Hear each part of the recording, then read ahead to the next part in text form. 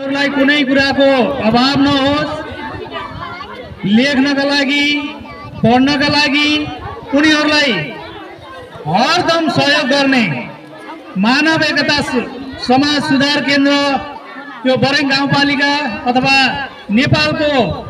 नेपाल काठमाडौँमा दर्ता भएर गाउँ गाउँमा विपन्न परिवारका विद्यार्थी भाइ बहिनीहरूले पढ्न लेख्नबाट वञ्चित नहुन्, सबैले पढ्ने अवसर प्राप्त गरून् भन्ने उद्देश्यले हाम्रो यस श्री बाल विकास आधारभूत विद्यालयका 17 जना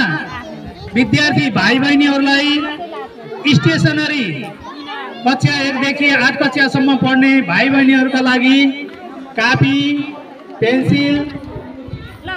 इरेजर, कटर अनि पेन सहित र रुलरको पनि व्यवस्था गरिदिनु भएकोमा यो मानव एकता समाज सुधार केन्द्रलाई यो विद्यालय परिवार हार्दिक धन्यवाद ज्ञापन गर्दछ। शिक्षाको ज्योतिबाट वञ्चित हुन नपरोस्, जसले कापी कलम किन्न नसकेर उनीहरू विद्यालय आउन सकेका छैनन्, दिएको सर म्याडमहरूले दिएको गृह कार्य गर्न पाएका छैनन्, त्यस्ता भाइ बहिनीहरूलाई गत वर्ष पनि हामीलाई सहयोग गर्नुभएको थियो। उहाँप्रति हामी ऋणी छौँ। आगामी दिनहरूमा पनि उहाँहरूको यस्तै सहयोगको अपेक्षा राख्दछौँ र विद्यालय परिवार उहाँलाई सदैव सम्झिरहनेछ। भाइ बहिनीहरू, तपाईहरूले प्राप्त गर्नुभएको यो स्टेसनरीलाई सही सदुपयोग गरेर